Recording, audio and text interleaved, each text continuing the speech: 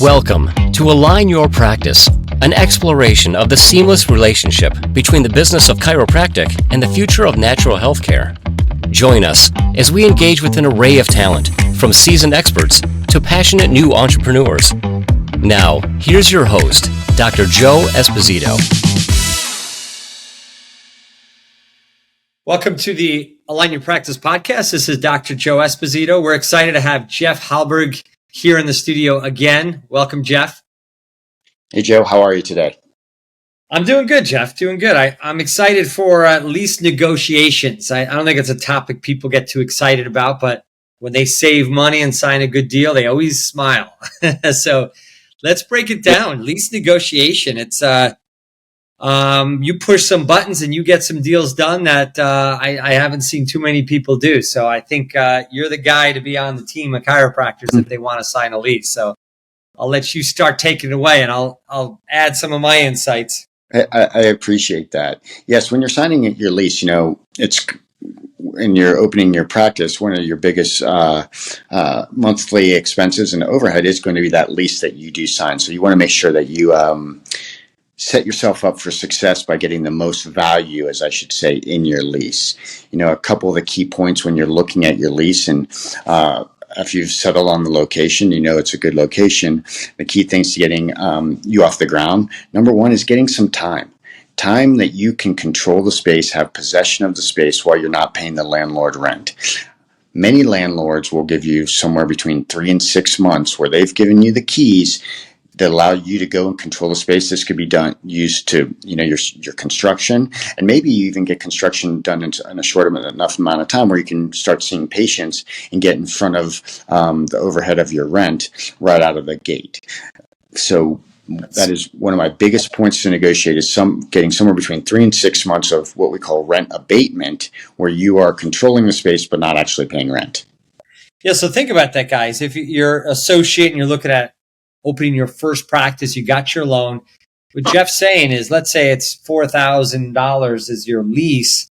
Imagine 6 months, it's $24,000 abated or not charged to you in the lease. So that's some big numbers, guys. So having an expert like Jeff kind of study and work that lease, because you may get 1 month or 2 months when you have someone work for you, a professional. What Jeff's saying is averages 3 to 6 months. And I've gotten a number that were 6 months, which seems odd, but it's out there, especially if they need to move the space and it's been sitting for too long. That's where the deals can really happen. That's a good first one. What's your next one? And understanding your rental rate. So depending on the location you go into, a lot of docs go into retail type spaces, some go into medical office spaces.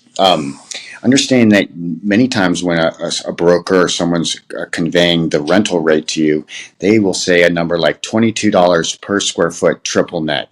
What you have to understand is that there's another number that backs on the back side of that 22 that you are also going to be charged. So the key is understanding what your gross rent will be.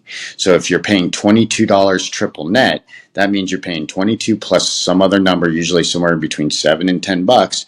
So in reality, your rent's going to be closer to $32 gross, and then you multiply that number times the square footage that you're going to be leasing, and that is going to be your annual rent. So you divide that number by 12, and that'll be your monthly rent that you should expect to pay on top of your utilities. So let's break that down a little. So you have your rent, and if someone says the word triple net, define triple net for the doctor. Yeah, so triple net is the taxes, insurance, and common area maintenance for a center that you're going to be leasing. So landlords do not make money on the triple net part. They're only making the money on whatever base rent they agree to on terms with you for your lease. So say your triple net is $8 a foot, that's going to cost, you're going to be paying your pro rata share for the taxes.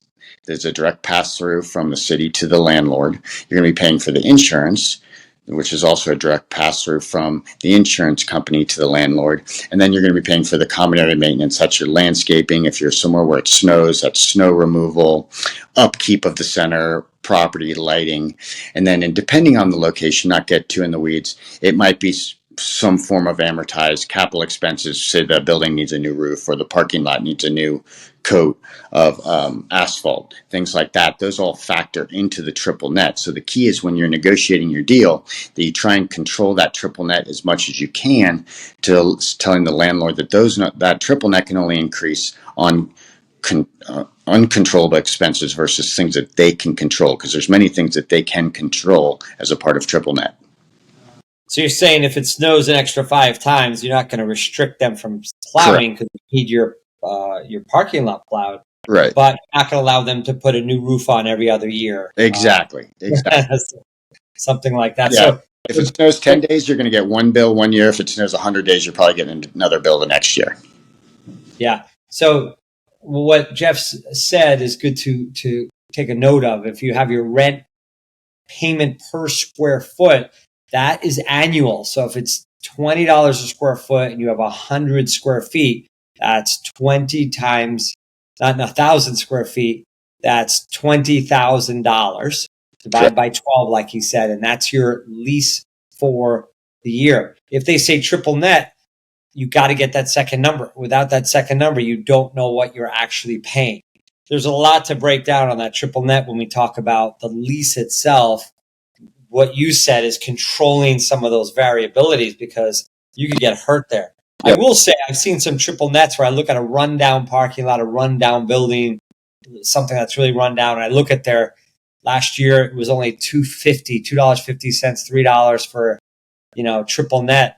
Well, obviously, they didn't do anything to the building. So low does not always mean good. It could mean that they're not taking care of their place, right? We don't want it high, but you need some dollars to keep the facility looking professional if you're going to bring a doctor's office there. Exactly. It's got to be reasonable. So that's a second really good point. Guys, if you have any questions while you're listening to this, we'll always have Jeff's contact information below in the show notes, because I know some of this can become technical if you've never even heard of any of this stuff before. What's another one? Another is making sure that when you negotiate your lease that you get renewal options. What a renewal option is, so say when you sign your lease, you sign up for a 5-year term. By negotiating renewal options into your lease, say you negotiate 1 5-year renewal or 2 5-year renewals, what that renewal option is it's to the benefit of the tenant, meaning that you're coming up on your 5 years, you've been in the space, you know what, you're like, hey, it's working great for me, it's not too big, it's not too small, I want to stay another 5 years. That gives you the option, not the landlord, the option for you to stay there so you can exercise the renewal. So what it does is it gives you control of that space when you start your lease. If it's 1 5-year option, you actually have control of the space for 10. You don't have to stay there for 10, but you have the option to stay there for 10. And the landlord can't put you out on the street because he found another tenant wanting to pay double what you're paying, because you've already negotiated the option to control the space.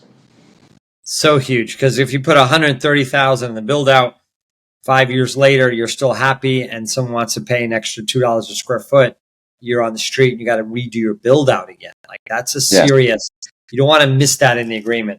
No.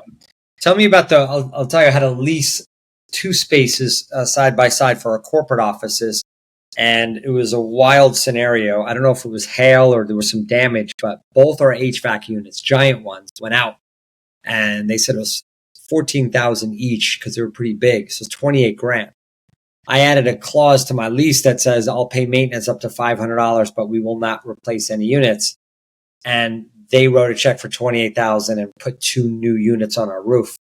I mean, you've seen this happen, right? Where they're blamed and having to pay for that. What are your thoughts on that? Yeah. So definitely when you're negotiating your deal, and before you sign any lease, you always want to do somewhat of an inspection. Get your contractor over there, of course, to give you an idea what your construction costs are going to be, to make sure it's in line with your budget for what you've set aside out of your loan to put into construction, and what you want to negotiate with the landlord for his contribution and his tenant improvement allowance that he's going to give you to help towards that construction. But as you mentioned, a big part of that is understanding the HVAC. So when you're looking at an HVAC system, if the system is brand new, more likely than not, the landlord's going to want you to take full responsibility for it. If the system is 10 years old, what you definitely want to negotiate is like what you just mentioned, Joe, is some form of a cap. typically like an annual cap of $500 to $700 on repairs, so long as you have a quarterly maintenance program, because more likely than not, the landlord's going to require the tenant himself to maintain his own HVAC. And usually that's semi-annual or quarterly to the tune of $125 to $150 so that you keep it maintained. But should there be big ticket items like full replacement or anything over the cap that you've negotiated annually, that the landlord would be responsible for. Yeah, great point. What about negotiating? We talked about on a previous podcast, the tenant improvement. Explain that and how do you negotiate that? Yeah. So a tenant improvement allowance, TIA, is the amount of contribution a landlord will be willing to add to your construction budget. So on average, if let's take a second generation space that you're going and retrofitting, it used to be a cell phone store or a tax, like an H&R Block or something like that, and you're going to go and build 2 exam rooms, 3 adjusting areas, an x-ray suite, a front office for yourself and your CAs, and a reception area, you're going to turn it into a chiropractic office. On average, to build that floor plan that's generic, is running about $80 per square foot today. So you want to try and get a portion of that $80 from the landlord to bring down your basis and what the total construction costs are going to be, because you are adding value to the landlord's space by creating a new space within his building. On average, landlords are willing to put in usually 20% of the base rent over the primary term into a construction allowance. So using quick math, if you're signed up for 5 years and your total rent's $100,000 over 5 years, the landlord's willing to put in $20,000. So 1 year's worth of rent on a 5-year deal. Typically, when they're getting less than 4 years on a 5-year deal, then they start to associate, why do I want to take this risk and take the property off the market? I might find another tenant who's willing to take it as is, or take a less amount of an allowance for me to lease it. So really, with landlords, they ideally on the low end would want at least 4 years of rent on a 5-year deal. Okay, yeah. So trying to negotiate tenant improvement allowance where you're trying to get $40,000 to be put into the project, and you're trying to sign a 3-year lease, it's usually not going to happen. It will not happen. Typically, you'll probably need 5 years to get any form of an allowance from a landlord, because he can't charge enough rent to get it back in time to make it worth his while. Have you seen a number of deals? I've sometimes negotiated with or amortized the build out in my lease. Do you see that happen? Well, not often. Usually when a landlord puts a space on the market, he's in his mind, he's saying, hey, the space is $22 a foot, triple net, as is. He's not thinking he's offering you any allowance. Then he gets a guy like me that comes in and says, hey, I want your space for $18 a foot, and I want $20 a foot in TI allowance. So we start from polar opposites and kind of work our way towards the middle. But he'll find a number in that rental rate that will make him feel comfortable in giving you cash up front or within 30 days of the build out being completed, where he feels he can get it back over the next 5 years, versus actually adding it on to your monthly rent on a monthly basis. Or he might say, hey, you know what, you want $20,000, or whatever. I mean, you want $20,000 from him on a $20 rent. Then he'll say, well, I'm going to charge you $22 a foot versus the 20 I was asking. So he's getting another $2 a foot over the 5 years to cover the 20 that he offered you. Yeah. So sometimes they add it.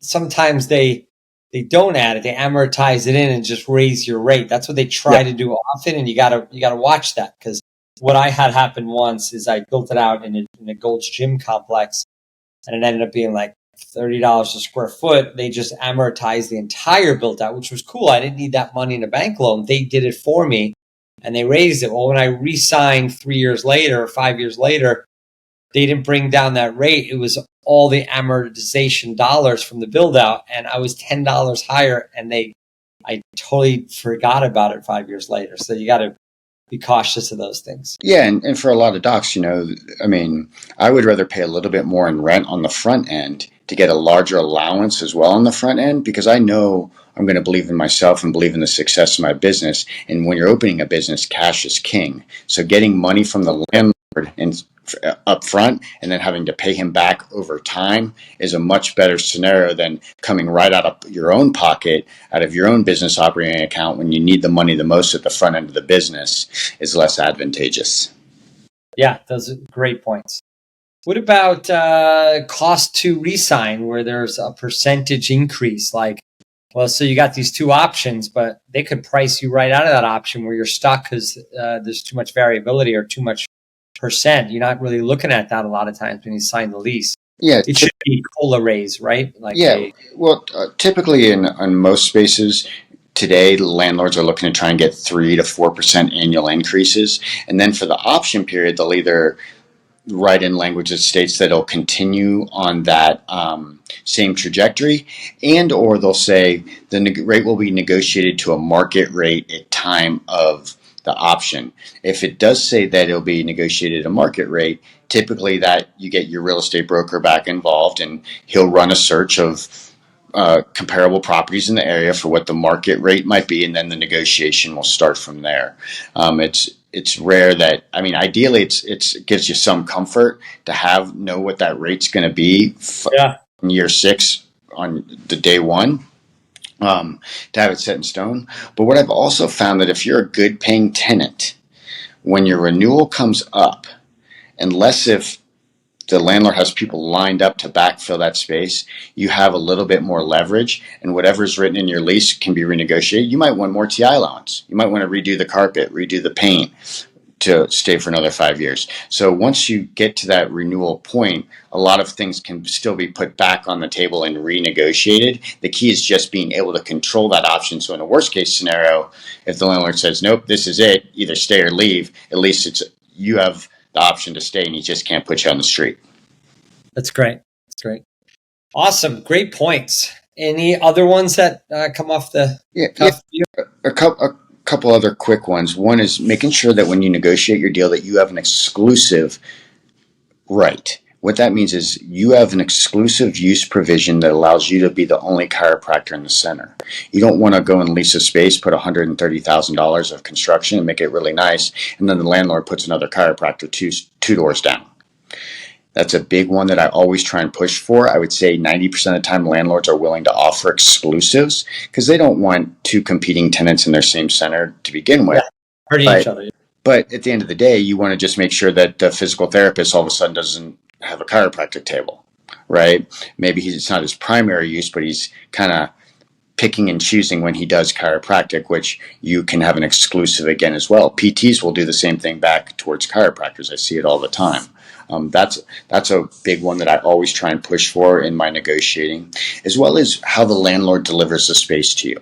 You want to make sure that when you take possession of the space, that the space is up to code, it's compliant with ADA standards, that everything's in all your mechanical, electrical, and plumbing are in good working order. If you're doing X-ray, you want to make sure that you have at least 200 amps of power, because you're going to need 100 for the office. You're going to need 100 to run the X-ray.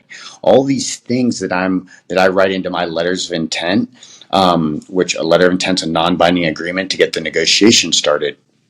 I put all this in there because if you are setting aside money for a construction project, if all of a sudden you have to upgrade the panel from 100 to 200, or you have to bring the bathroom up to 88 compliant, or other things up to code, these are all big ticket items that will come right out of your construction budget that you were saving to build your exam rooms, your adjusting areas, your X-ray suite, your front office, things like that. So you want to make sure that you hold the landlord's feet to the fire and it's written into your lease that all of these things will be done before you take possession. All great points. I had one last one. What about restricting the type of businesses? I've had 2 calls in the last week and a half. One has a aerobic studio next to them. One has a dance studio, a kids dance studio. And I've heard horror stories of them coming through. Do you do restrictions like that? It's hard. It's very hard to get those restrictions on future uses because you have to remember your landlord's a real estate owner and he needs to make money, so he needs to backfill it. What you can do, though, is you can make it so it makes it very tough for him. So say he wants to put in a gym right next to you that plays music, that if he decides to use that use, you have quiet enjoyment of your space. That means that you have a provision in your lease that states quiet enjoyment, that if the tenant next to you doesn't allow you to quietly enjoy your space, that the landlord needs to rectify the situation by either removing that tenant or doing whatever needs to be done so that you do have quiet enjoyment, be it soundproofing, extra drywall, insulation in the ceilings, a lot of big ticket items for the landlord. But if he wants to do that use, he needs to understand that he needs to protect you and your right to quiet enjoyment of your own space. Or let you out of the lease. I've seen that as well. If it doesn't require, it doesn't provide that. That's a harder one if you just put $130,000 into your space. And unless he's going to reimburse you for that, which it could be very tough. It's easier to hold his feet to the fire on the use next to you, and it might not even be sound. It might be they put a subway in, right, or a food type of use for the smells that can kind of permeate your space. The amount of times I've had tenants go in next to Subway and they're like, I can never eat a Subway sandwich again because all the smells their bread baking. It's more often. Oh yeah, interesting. Things to be thinking about when you're looking at your space, especially if the Subway's already there, and or the gym or the use next door to you might already be offensive to start. Then you have less leverage if you to go in behind them. I see. That makes sense. Now, to work with you get involved in finding the location, not just negotiating a lease. So explain to someone they just got out of school. They got their parents co-sign a lease. A loan. Yep. Now they have money. They're ready to go. Do they find the location and then call you? Do you help them? They should call me right away. And it's just because they want to insert me at the very front end of this process. Also, I need to know from a new client is where do they want to be. Ideally, we start with zip codes. Hey, most of them know the exact zip code they want to be in. We can start from there and see what opportunities are in their size range and in their budget within their asset class, i.e. if they want to go into a retail building or if they want to go into an office type environment. And then we start from, the zip code, the size, and the asset class and work backwards towards the budget till we find their ideal space. Therefore, I'm interfacing with the broker that represents the landlord from the very beginning, making sure that he understands that my client is represented and will be taking care of his interests while he takes care of the landlord's interests. And then I walk the client all the way through not only the site selection, then negotiating the letter of intent, which is a non-binding agreement, helping them understand their financing and their construction, and then getting them through the lease stage that I co-work with an attorney to make sure that all the legal bases are covered as well as the business points. Awesome. Great insights. And then when you work with our clinics, Align Life clinics, you also work with some of our design team. You work with some, How do you feel about the cohesiveness of like us carrying the doctor through this cycle? Oh, it works great. It just the key, as in anything, is your team. You're as good as the people working around you. At least that's how I feel. And you have to have a strong team of people that are experts in which you're not experts in. That's going to help you. They're going to help you educate you, and so you can make the best possible decisions for yourself and your future practice. Like I like to say, I give all my clients all the tools in the tool belt, and then they get to use them how they see fit, because what might be right for one doctor isn't right for another doctor. I give them all the same information so they can make the best decisions for their self, their family, and their future practice. Awesome. Great insights, Jeff. If you want to get in touch with Jeff, his information will be below this podcast in the show notes. If you want to reach out to Align Life and how we use Jeff and other services to bring it together to make as synergistic as possible process to open your dream practice, please let us know. Reach out to Align Life. Jeff, thanks again. I have in my mind 5 more ideas and podcasts. I think there's so much that students and even new doctors can learn by some of these educational sessions. So thanks so much. We'll do more in the future. I look forward to it, Joe. Thank you very much. This episode was brought to you by Align Life Chiropractic and Natural Health Centers. If you're interested in creating your dream practice or want to know more about Align Life, go to alignlifepodcast.com.